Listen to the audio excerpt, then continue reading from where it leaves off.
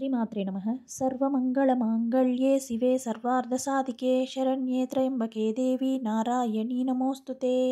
ముందుగా అందరికీ శ్రావణ మాస ప్రారంభ శుభాకాంక్షలండి. ఈరోజు వీడియోలో నేను శ్రావణ మాసాన్ని ఆహ్వానిస్తూ అమావాస్య ముందు అంటే ఆషాఢ అమావాస్య ముందు రోజు నేను పూజ గదిని శుభ్రం చేసుకున్నానండి. ఇంకా శుక్రవారాలు లక్ష్మీ ఆరాధన చేసుకోవాలి కాబట్టి ముందుగానే నేను పూజ గదిని శుభ్రం చేసుకున్నాను. మామూలుగా అమావాస్య తర్వాత చేసుకుంటూ ఉంటాము. ఎందుకంటే నెల మనకి పాడ్యమి నుండి మొదలవుతుంది కాబట్టి కొత్త నెల అప్పుడు చేసుకుంటూ ఉంటాం. మంగళవారం, శుక్రవారము, ఏకాదశి ఇలా తిథులు అవి లేకుండా మంచిగా ఉన్న రోజు చేసుకుంటాం కదా. కాకపోతే శ్రావణ మాసం ఈసారి మనకి శుక్రవారంతోనే మొదలైందనమాట. సో అందుకని అమ్మవారిని ఆహ్వానించాలి కదా, శుక్రవారంతో మొదలైంది కాబట్టి అందుకని ముందుగానే పూజ గదిని అయితే శుభ్రం చేసుకున్నాను. మామూలుగా ప్రతి నెల అప్పుడప్పుడు అన్ని రూమ్స్ అవన్నీ కూడా శుభ్రం చేసుకుంటూ ఉంటాం. ఇంకా ఆషాఢ మాసంలో నవరాత్రుల గురించి కూడా, గుప్త నవరాత్రుల గురించి కూడా అంతా ఇల్లంతా కూడా శుభ్రం చేసుకున్నాను. కాకపోతే వరలక్ష్మి వ్రతంలోపు మళ్ళీ ఒకసారి అంతా కూడా శుభ్రం చేసుకుందామని ముందుగా పూజ గదితో ప్రారంభించానమాట. శ్రావణ మాసం అమ్మవారికి ఎందుకు ఇష్టం అంటే శ్రవణ నక్షత్రంతో కూడి వచ్చిన మాసము శ్రావణ మాసం కాబట్టి. అంటే విష్ణుమూర్తి యొక్క నక్షత్రము శ్రవణ నక్షత్రము.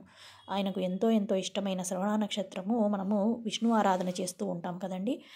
విష్ణు ఆరాధన ఎక్కడ జరిగితే అమ్మవారు అక్కడ ఉంటుందంటారు. నిత్యాన్నపాయని అని అంటారనమాట. అయ్యవారు ఎక్కడ ఉంటే అమ్మవారు కూడా అక్కడే ఉంటారు కాబట్టి. అంటే అయ్యవారిని పూజిస్తే అమ్మవారికి చాలా సంతోషం వచ్చి అందరికీ కూడా వరాల జల్లు కురిపిస్తుందట తన భక్తులకు అని అంటారు పెద్దవాళ్ళు. సో అమ్మవారిని సంతోష పెట్టాలంటే మనము అయ్యవారిని పూజిస్తే సరిపోతుందన్నమాట. ఇంకా మనకి శ్రావణ మాసంలో మంగళగౌరి నోములు కూడా ఉంటాయండి. చాలామంది చేసుకుంటూ ఉంటారు. పెళ్ళైన 5 సంవత్సరాలు చేసుకుంటారనమాట. ఇంకా ఈ మాసంలో శ్రావణ సోమవారాలు కూడా చాలా చాలా విశేషమైనవండి.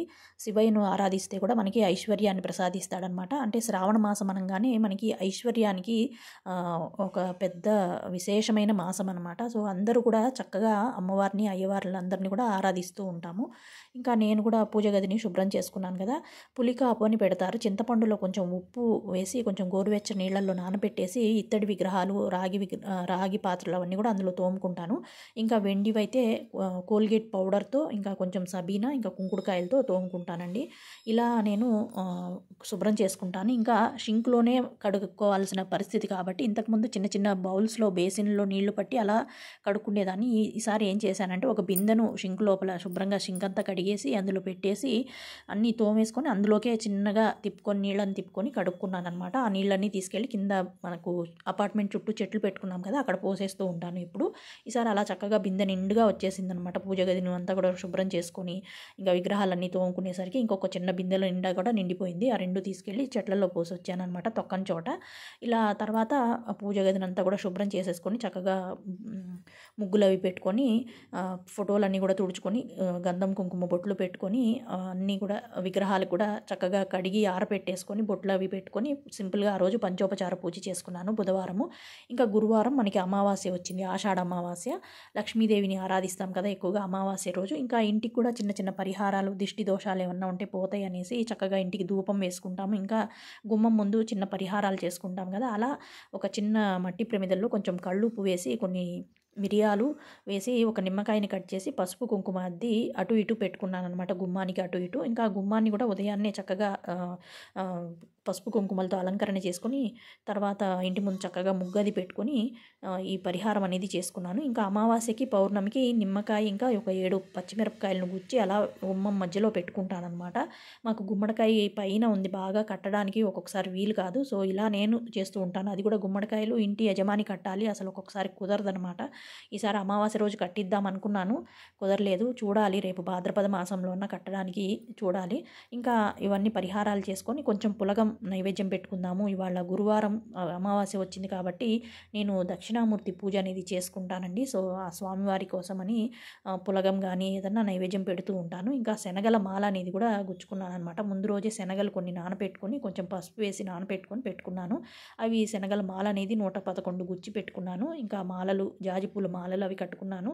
ఇంకా శివుడే మనకి దక్షిణామూర్తి స్వరూపం కాబట్టి చిన్న శనగల మాల శివయ్య కూడా వేసుకుందామని అవి కూడా గుచ్చి పక్కన పెట్టుకొని చక్కగా దీపారాధన వెలిగించి సంకల్పం అది చెప్పుకొని ముందుగా గణపతికి చిన్నగా పంచోపచార పూజ చేసుకొని అభిషేకాలు చేసుకున్నానమాట. నేను ప్రతిరోజు కూడా అభిషేకం అంటే నీళ్లతో అయినా అభిషేకం చేసుకుంటానండి శివుడికి. అభిషేకం చేయకపోతే నాకు ఎందుకో తోచదు అసలు. ఇంకా అంటే విగ్రహాలు ఏమైనా ఉన్నప్పుడు ఖచ్చితంగా మనం అభిషేకాలు అనేవి చేసుకోవాలి. మిగతా అన్నిటికీ కూడా ఏదైనా నక్షత్రం రోజు ఇలా శుక్రవారాలు, మంగళవారాలు అలా ఉన్నప్పుడు ఆ విగ్రహాలకి చేసుకుంటూ ఉంటాను. శివుడికి మాత్రం ఇంకా గోమాతకి ప్రతిరోజు చేసుకుంటానన్నమాట. ఇంకా ఇవాళ లక్ష్మీదేవికి ఇంకా నా దగ్గర ఉన్న గురు పాదాలకు ఇంకా చిన్నది తాబేలు బొమ్మ తిరువన్నామలై నుండి తెచ్చుకున్నాను కదా, వాటికి అన్నిటికీ కూడా చక్కగా నీళ్లతో అభిషేకం చేసుకున్నాను.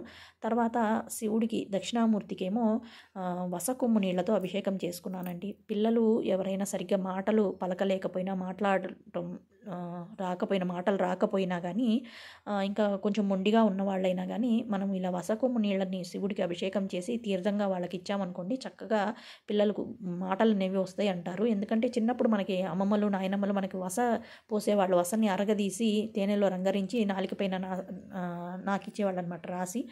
అప్పుడు చిన్నపిల్లలు చాలా తొందరగా మాట్లాడతారని చెప్పేవాళ్ళు. అలానే మనం అందరం మాటలు మనకి బాగానే వచ్చాయి. ఇప్పుడున్న జనరేషన్కి అయితే కొంచెం ఇబ్బందిగా ఉంటుందన్నమాట.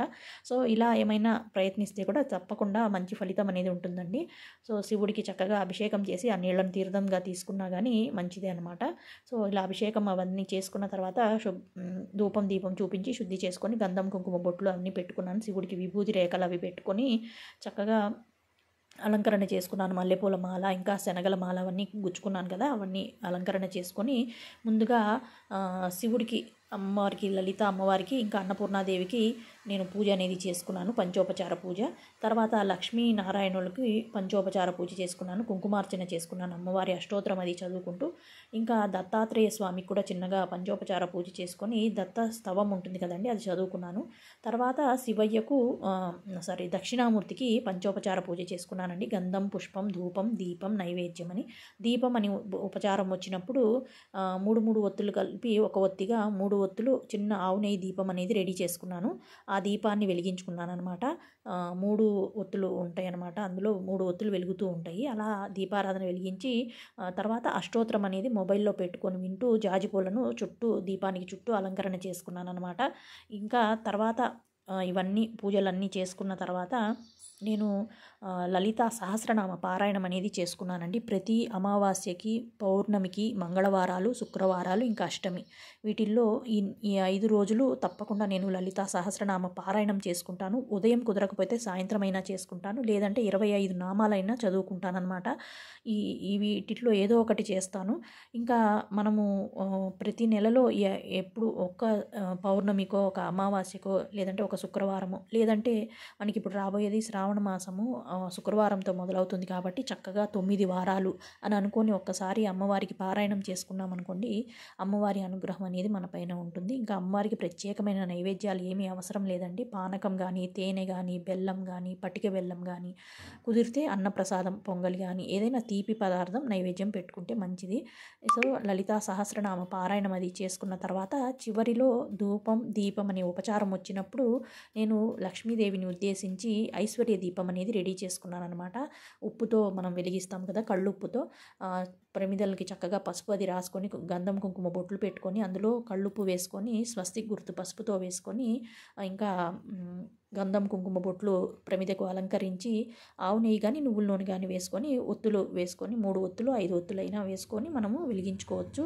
ఇలా ఈ దీపాన్ని వెలిగించుకున్నాను. ఇంకా లలితా సహస్రనామ పారాయణం చేస్తూనే ముందుగానే ఏర్పాటు చేసి పెట్టుకున్నాను కదా దీపారాధన, చుట్టూ నేను జాజిపూలు, ఇంకా మధ్యలో కుంకుమార్చన, కొంచెం పసుపు సమర్పించడము, అక్షంతలు, పుష్పాలు సమర్పిస్తూ లలితా సహస్రనామ పారాయణం చేసుకున్నాను. ఇంకా సౌభాగ్య ద్రవ్యాలు, చిట్టి గాజులు అవన్నీ ఉంటాయి కదండి, అవన్నీ కూడా చదువుకుంటూ ఇవన్నీ పసుపు, కుంకుమ, చిట్టి గాజులు, గోమతి చక్రాలు, ఇంకా వెండి పువ్వులు, నాణ్యాలు అవన్నీ కూడా ఒక చిన్న పళ్ళెం పెట్టుకున్నాను అనమాట. ఏనుగులకు ముందు చిన్న ఇత్తడి పళ్ళెంలో అవన్నీ కూడా వేసుకుంటూ కుంకుమార్చన మధ్య మధ్యలో అన్నీ చేసుకుంటూ లలితా సహస్రనామ పారాయణం అనేది చేసుకొని చివరిలో ధూప దీప నైవేద్యాలు సమర్పించుకున్నానండి. ఇలా నేను ఆషాఢ అమావాస్య రోజు లక్ష్మీ ఆరాధన, లక్ష్మీనారాయణుల ఆరాధన, ఇంకా లలితా సమేత పరమేశ్వర స్వామి ఆరాధన చేసుకున్నాను. కామాక్షిదేవి, అన్నపూర్ణాదేవి సమేత పరమేశ్వర స్వామి ఆరాధన చేసుకున్నాను. ఇంకా దక్షిణామూర్తికి కూడా పూజ చేసుకున్నానండి. ఇలా సింపుల్గా నేను పూజ అనేది చేసుకున్నాను ఈరోజు ఆషాఢ అమావాస్య రోజు. ఎందుకంటే రేపటి నుండి శ్రావణ మాసం రాబోతుంది కాబట్టి అమ్మవారిని చక్కగా పూజించుకోవాలి అని అనుకుంటూ ఉన్నాను. ఒక్కొక్క వారము ఒక్కొక్క విధంగా అమ్మవారిని పూజించుకోవాలని అనుకుంటున్నాను. ఆ వీడియోస్ కూడా నేను షేర్ చేస్తాను. తప్పకుండా ఛానల్ని చూడండి, ఇంకా లైక్ కూడా చేయండి, మన ఛానల్ని సబ్స్క్రైబ్ చేసుకోండి.